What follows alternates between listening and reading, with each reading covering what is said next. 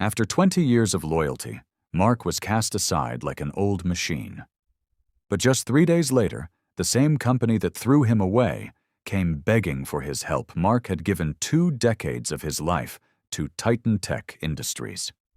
He had started as a fresh-faced engineer, pouring his heart into the company, staying late to finish projects, mentoring younger employees, and ensuring every system ran smoothly.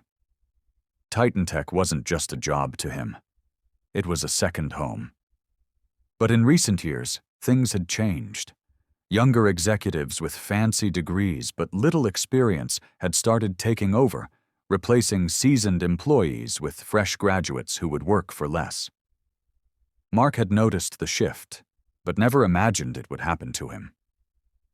Then, on a rainy Monday morning, his world shattered. "Mark, let's be honest," his boss, Jeff, said, leaning back in his sleek leather chair. "You've done a lot for this company, but technology moves fast, and frankly, you're outdated." Mark felt the words slice through him. "Outdated?" he repeated, his voice barely above a whisper. Jeff sighed, pretending to look sympathetic. "It's nothing personal. We just need fresh minds, people who can adapt to new trends quickly. You're a great guy, but we've decided to let you go." Just like that. No appreciation for 20 years of dedication. No gratitude for the countless problems he had solved. Just a cold, dismissive termination. As Mark packed up his desk, younger employees averted their gazes. Some murmured quick goodbyes, but most didn't even acknowledge him. He walked out of the building, feeling invisible in the very place he had helped build. For the first time in 2 decades, he had nowhere to go. The first day without a job felt surreal. Mark woke up at his usual time, instinctively reaching for his phone to check emails before remembering. There were no more work emails, no deadlines, no meetings. Just an eerie silence. His wife, Linda, tried to reassure him. "Maybe this is a blessing in disguise," she said over breakfast. "You've been overworked for years. Maybe now's the time to do something for yourself." Mark smiled faintly, but inside, he felt lost. He had built his entire identity around his work. Without it, who was he? By the second day, he had updated his resume and started reaching out to old colleagues. He wasn't too worried. His skills were solid, and his experience spoke for itself. But the job market had changed. Automated systems filtered applications before a human even saw them. He was either too senior or not the right fit for positions that were essentially what he had done for years. Then came the third day. His phone rang in the early morning. He almost didn't answer, assuming it was another rejection. But when he saw the caller ID, TitanTech CEO Jonathan Reeves, his stomach tightened. Why was the CEO calling him after firing him? He picked up. "Mark." Reeves's voice was tense, almost frantic. "We have a problem, a major system crash. It's affecting our entire network. We need you." Mark's first instinct was to laugh. They had called him outdated, replaced him with younger, supposedly smarter employees. And now, just 3 days later, they were desperate for his help? Still, he wasn't the kind to hold grudges when people needed him. "What happened?" he asked. Reeves hesitated. "The team we brought in, well, they made some modifications. Something in the core system collapsed, and now our entire infrastructure is down. No one can fix it. Mark, you're the only one who knows these systems inside and out." Mark leaned back in his chair, tapping his fingers on the table. The irony was delicious. But the thought of his colleagues, people who hadn't wronged him, struggling with a crisis, made him sigh. "Where do you need me?" he asked. Reeves exhaled in relief. "We'll send a car right away." As Mark grabbed his jacket, Linda watched him with a knowing smile.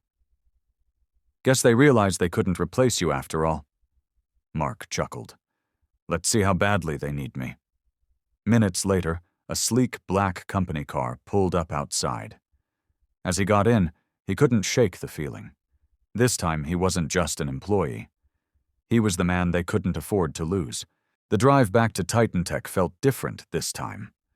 No longer an employee, Mark had nothing to lose. He wasn't coming in as a desperate man seeking redemption. He was a man they needed.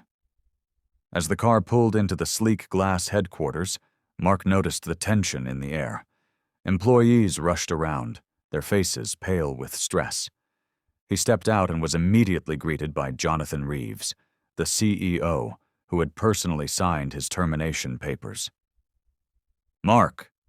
Reeves hurried toward him, his usual composed demeanor replaced by sheer panic.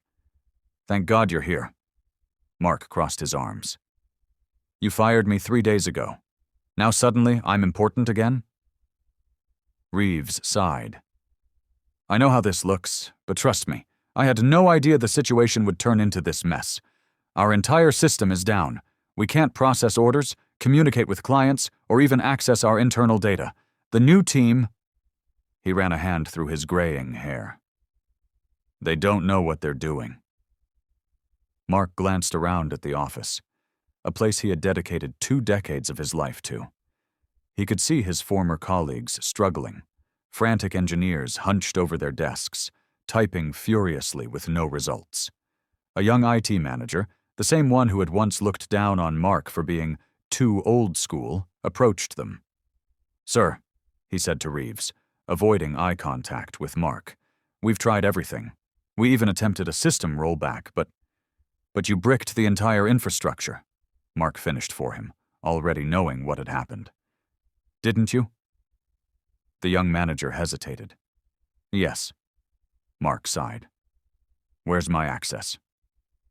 Reeves motioned toward a desk. "We reinstated your credentials. You have full system clearance." Mark walked over to a workstation, cracked his knuckles, and got to work. Within minutes, he pinpointed the issue. A misconfigured security update that had triggered a chain reaction, locking out the entire network. The so-called experts had tried brute force solutions that only worsened the problem. "Amateurs," Mark muttered under his breath. Within an hour, he had patched the issue, restored critical systems, and brought TitanTech back online. As the screens flickered back to life, a collective sigh of relief swept through the office. Employees clapped, some even cheering. Reeves exhaled heavily. "Mark, I don't know how to thank you." Mark stood up, looking directly at him. "You can start by treating your loyal employees better." Reeves swallowed hard, nodding. "You're right." He hesitated. "Listen, I made a mistake letting you go. We need you. Would you consider coming back? Name your price." Mark chuckled, shaking his head. "I think I've proven my worth today." The entire office fell silent, waiting for his answer. "I'll think about it," Mark finally said, turning toward the exit. As he walked out of the building, he felt something he hadn't felt in a long time. Control. They had underestimated him.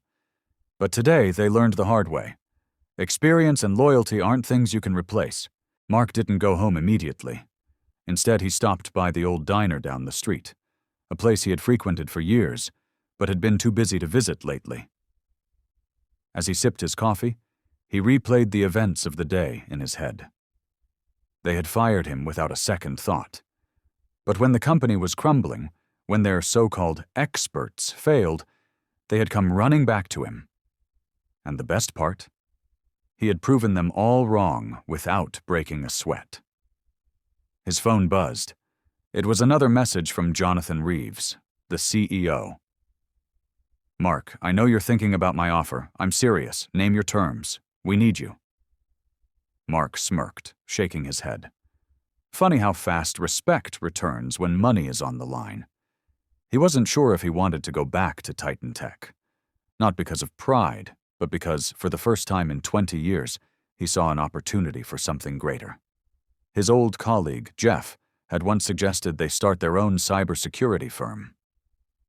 At the time, Mark had been too loyal to TitanTech to even consider it. But now? Now he had a golden opportunity.